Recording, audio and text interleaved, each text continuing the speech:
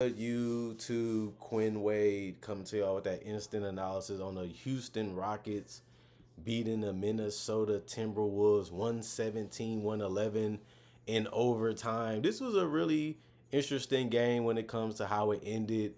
Obviously, Minnesota outscored the Rockets in the fourth quarter 24-18 to be able to get it to overtime. And Anthony Edwards did have a shot down the stretch to be able to take the lead and actually win the game when they Shingun ended up getting blocked and he banked it in. It just didn't. He kind of banked it in a little too hard, so it rolled out the rim, which was unfortunate because they didn't win that game because of that reason. Because they ended up going overtime and they lost 15-9 in overtime to the Rockets. But overall, just seeing Thompson hit a three in the corner and seeing him strip, one of their players on Minnesota, and then seeing how other guys like Fred VanVleet took his time to make a three, didn't rush it, didn't force it. Plays like that just show you that the Rockets are comfortable as a team and they really enjoy playing with each other because a lot of that was just going off instincts and you didn't see nobody get mad or angry even though the game was on the line or frustrated, even though they got ran in by the Minnesota Timberwolves in that fourth quarter and they stuck together and was able to pull it out in a decisive way of how you can win in overtime because it really wasn't that close outside of the first shot that the Wolves did make over the Houston Rockets defense. But other than that, they ruled that overtime and they basically won this game like they should have because they started the game 32-26 in the first quarter. They ended up doing 25-21 in the second quarter. And then in that second half, the Wolves start figuring out how they wanted to guard and how they wanted to score, and they was able to hold Houston down a little bit, especially in that fourth quarter. But that 31-27 third quarter showed you that the Wolves had a chance, especially because they was at home and they can feed off that crowd. But that 24-18 fourth quarter would have been a little bit better. Anthony Edwards was able to knock down that shot, but wasn't meant to happen. And ultimately, the Houston Rockets run away with the victory. And Jabari Smith Jr. had one of his better games today. It ain't crazy like that, but it was still a good thing to see. The 19 points, plus 30 and plus minus, one personal foul, two blocks, three assists, seven rebounds. He was 3 of 4 from three, 8 of 9 from the field. Dylan Brooks, 22 points, plus six and plus minus, three personal foul, two turnovers, two assists, three rebounds, two was offensive rebound, 2 of 2 from the free throw line, 4 of 7 from three, 8 of 14 from the field. Apparin Shingun, he had 22 points and 11 assists and 10 rebounds, so a triple double for him. He also had three of those rebounds that was offensive rebounds. He had three steals and three blocks, two turnovers, three personal fouls, plus 28 and plus minus. He did it all tonight besides make a three, but he was also 4 of 4 from the free throw line. He was 0 of 3 from the 3-point line. He was 9 of 23 from the field. He really had left his mark on this game and really played well. And there was nothing that they can really do to stop him. It's like he missed a couple shots, he rushed a couple shots, but he did make some great decisions all game, and he did a good job of boxing out and helping his teammates out on the boards, even if it was getting an offensive one. So it's just good to see the multiple ways that Shingun can impact the game, and he's been showing it a lot more the last 2 years, which is showing you his growth and how much of a player potentially he can still reach as this season continues to go on and as his career continues to go on. Can he still continue to play at an all-star level for multiple years? And I feel like he's starting to show the signs that he possibly can, and consistency is the main thing that helps you get to that level. Fred VanVleet led all the people in scoring for the Rockets with 27 points, plus 22 and plus minus, three personal fouls, one turnover, 11 assists, or a double-double for him. 20 and 10, 8 rebounds, 101 from the free throw line, 6 of 12 from three, which was good to see, and he made them at the right time too.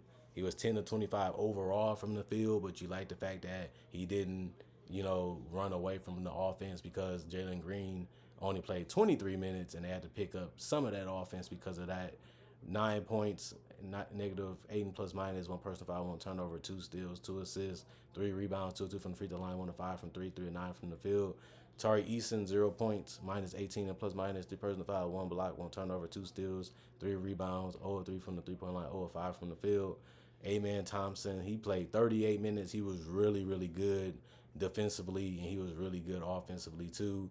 He had 15 points, minus 2 and plus minus, three personal foul, three blocks, four steals, 8 rebounds, two of them was offensive rebound, 2 of 2 from the free throw line, 1 of 2 from three, 6 of 9 from the field. Jock Landale 3 points, minus 22, and plus minus, one personal foul, two turnovers, one steal, one assist, one rebound, 1 to 2 from the free throw line, 1 to 3 from the field. And Reed Shepard, ultimately 0 points, -6 and plus minus, two personal fouls, one turnover, one assist, one rebound, 0-1 from the 3 point line, 0-2 from the field. The rest of the guys either was ruled out with injuries, couldn't finish the game because of injuries, or they did not play. The coach's decision: 45 of 99, 45% from the field, 15 of 37, 40% from three, 12 of 13, 92% from the free throw line. When you're shooting the ball like that, you should be able to win the game. 44 rebounds, 31 assists, 12 steals, 9 blocks. Man, that's really good. 10 turnovers and 20 personal fouls. You don't want to see that many fouls happen, but Minnesota is a team that comes at you and they play real physical. Julius Randle had 21 points, minus 20 and plus minus, 5 personal fouls. Like I said, they play physical on both ends of the court. 3 turnovers, 1 steal, 3 assists, 6 rebounds. Two of them was offensive, 3 of 3 from the free throw line, 0-1 from three, 9 of 18 from the field. Jaden McDaniels, 9 points, minus 19 and plus minus, one personal foul, 1 steal, 2 assists, 5 rebounds. Three of them was offensive, 1 of 8 from the 3 point line, 4 of 16 from the field. Rudy Gobert had 16 rebounds, which led everybody. 5 points, +4 and plus minus. He did get in foul trouble just like Randall, 5 personal fouls, 1 turnover, 1 block, 2 assists. Three of his rebounds was offensive out of the 16. 1 or 2 from the free throw line, 2 or 3 from the field. Dante DiVincenzo, 3 points, minus 15 and plus minus, 3 personal fouls, 3 turnovers, 1 steal, 3 assists, 1 rebound, 1 or 2 from the free throw line, 1 or 5 from the field. And Anthony Edwards led everybody with the 29 today, and he also had 10 rebounds. It's good to see that he focused on the rebounds too, because you got to help your team as much as you can to help them win. And leadership is something that he's still working on as a young player that's finding his way in the league and trying to get to that superstar level. Minus 14 and plus minus, one personal foul, 3 turnovers, 3 blocks, 1 steal, 1 assist, them 10 rebounds, 3 of them was offensive rebounds. He was 10 to 10 from the free throw line. That's a lot of attempts, but he made all of them. That's better to see.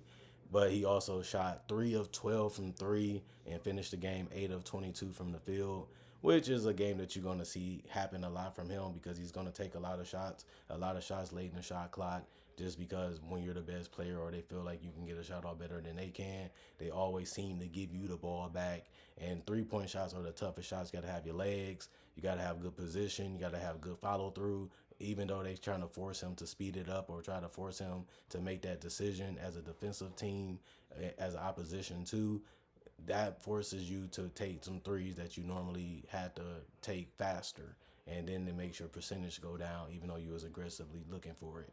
But when you're not following the fundamentals and you're not doing the same repetition, and the defense kind of forces you to speed it up and forces you to do things abnormally, that can happen. And that's what happened with Anthony Edwards tonight. The defense made him dribble a little bit more, step a little bit more, walk a little bit more, and it gets him out of his rhythm. And them the type of threes you want him to take. The ones that's tough, the ones that's hard, and one at the top of the key, because it's the furthest one from the basket, which is the toughest one to make consistently. Nas Reed, 19 points, +6 and plus minus, 2 turnovers, 2 steals, 7 rebounds. One of those offensive rebounds, 2 from the free throw line, 3 of 7 from 3, 7 of 14 from the field. Nickeil Alexander-Walker, 13 points, +2 and plus minus, 2 personal fouls, 2 turnovers, 3 assists, 2 rebounds. One of those offensive, 1 from the free throw line, 1 from 3, 6 of 7 from the field. Rob Dillingham with 12 points, +26 and plus minus, 1 personal foul, 3 turnovers, 7 assists, 5 rebounds. One of them was offensive, 2 of 5 from the 3 point line, 5 of 13 from the field. The rest of the guys did not play. The coaches made that decision. 42 of 98, 42% from the field, 9 of 38, 23% from three, and 18 of 20, 90% from the free throw line. They did ultimately end up out rebounding the Rockets 52 to 44. They had less assists, 21 to 31. They had less steals, 6 to 12, and 4 blocks to 9 blocks. They got beat in a lot of categories by the Rockets tonight. But they had 17 turnovers, and that didn't help, and that was one of the biggest reasons why they lost this game. And 18 personal fouls wasn't as bad as the Rockets, but the Rockets shot better from the free throw line, and they shot way better from the three-point line, and they was able to score in a variety of ways a little bit better than the Minnesota Timberwolves. and you did just enough to get the win, and that's all you was playing for anyway. So you gotta give credit to the Rockets, knowing their game plan, sticking to it, having guys step up when it's needed, having that next man up mentality is always essential to winning basketball games. You're a professional. You practice, you scrimmage, you should be ready to go, even if you're not expecting to play that many minutes. It's fair game, fair play. And the Rockets, even though the Minnesota bench, when you look at the numbers, really looked good. Like 3 players played and they all scored in double figures. I don't really see that often, but it was working, and it ultimately didn't help them win this game though, which was unfortunate. But the Rockets have been playing a fantastic season, just absolutely amazing to see them go 500 out of nowhere last year, and nobody expected that, and to come back this season and continue to win games just at a better rate and a more consistent rate. It just shows you the evolution of how the Rockets have played and what they have done as a team and as a coaching staff and as an organization to turn this team into something that's really, really good to see and really, really hard to play against. And for them to be 13-6 and the Minnesota Timberwolves, a team that was in the Western Conference Finals last year, to be 8-9, it just shows you that if you're not getting better or you're not trying to get better or you're not trading and moving players to meet the expectations of the other teams in the Western Conference or in the NBA in general, you're going to keep getting further and further behind. And that's why I said the Minnesota Timberwolves, their window is closed. It's either you're getting better or you're staying where you're at. And if you're stuck in that middle and you can't make a move to get back to the top, you go to the bottom. And the Minnesota Timberwolves is a prime example of that. They made a trade financially that made sense. It didn't make sense on the court, and it didn't make sense on paper outside of contractually. And that means you got worse as a team. And even if you have to figure things out and don't rush it, Julius Randle is not a natural fit for this type of team and what they're trying to do. So it just didn't make sense for them to go for that player outside of trying to go in a different direction because he's going to be a free agent. You can let him walk, or you can do a sign and trade to get something back in return and go in a different direction fully because Anthony Edwards is not that old. All that makes sense. But who can you really find better than Towns? Towns is one of the best players in the world. He's actually having a monstrous season in New York right now. And you can say we had to go in some direction because we didn't feel like we could win with that team. Well, you wasn't that far from winning. And now you're a way further than you were before. And then you have to take another gamble and another risk with the next player that you try to put into that seat, and you hope that he can be better than Randall and Towns, because that's the only reason why that move makes sense at this point. But I don't see that happening. I don't see one guy that's going to come available for the Minnesota Timberwolves to get. They don't have enough pieces. They don't have enough interesting players to make that trade make sense, unless they just sign him out right because they can offer him more money than another team. That's the only reason why I can see it happening. But other than that, the Wolves' goals of being a championship contender right now are closed after that Towns trade. And the Rockets, theirs is slowly opening up. Obviously, you got to make the playoffs before you can be a contender. They haven't done that with this group yet. They're getting closer to that. The more they continue to win and the more the season continues to go, but the Rockets are a must-see team and a team you got to watch out for because they have a lot of things going for them. They have a lot of pieces that will be interesting even in the future because they're so young now and they already humble. They already paying attention. They already listening, and they already showing that they're coachable. And they also showing that they have another level that they can go to. So they have pieces that they can trade. They have pieces that other teams are interested in. They have pieces with still upside if they want to keep them too. So it just makes more sense to be feeling the Rockets a little bit more than the Wolves because the Wolves was in that conversation 2 years ago. Then they made it into reality going to conference finals. This team got to get to the playoffs first. Then we can evaluate where they are, what they're trying to do, what they're trying to be, and how they can accomplish it. And the GM is going to do that anyway. But as an analyst, you got to kind of have a GM hat on too sometimes to break it down to the fans, which I'm doing right now. So I like the Rockets. I like what they're doing. I like the direction they're going in. Still would like them to have more of a rim protector here, that's playing a little bit more minutes because you need those stops consistently if you want to beat the great teams because they don't make as many mistakes. They don't give you as many chances, and they don't have a big margin for error for you to capitalize off of unless you force them to or you pressure them to. And the Rockets need more of those type of guys too if they're trying to get to that championship level, because their offense is there. Their defense still needs to be a work in progress, and it still is. But it just shows you that this team isn't far away from being one of the best teams in general in the NBA, and we seeing that this year. We seen the glimpse of it last year, and they're showing you that it wasn't a fluke and it wasn't a joke. It was real talk and it was real game that they was playing, and they wasn't fooling around last year. And now we get to see a lot of that this year, and it's no surprise because they've been doing it so much this year that I'm just looking at it like this team, if they healthy, they can beat anybody right now. And that's how they've been playing all season, and they deserve that type of credit. Comment, like, subscribe, share, hit the notification bell for more analysis. Also, I do make videos and conversation videos just like this. So you like these type of videos about NBA content only and basketball content only, this may be the channel for you. But I also do breakdowns of legends, current players, current rookies, and other players around the league. I already have a lot of that already on the channel if you're new to the channel, so check that out.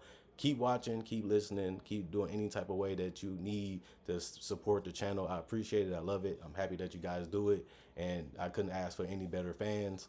Other than that, I'm going to be a little bit more busy. Still going to give y'all some more content down the rest of the days, and even in the holidays. I usually don't take a day off at all, even if it's the holidays, as you guys seen this year and the last couple years that I've been doing it. But more content coming even today. Hope to see you guys later, and I'm gone.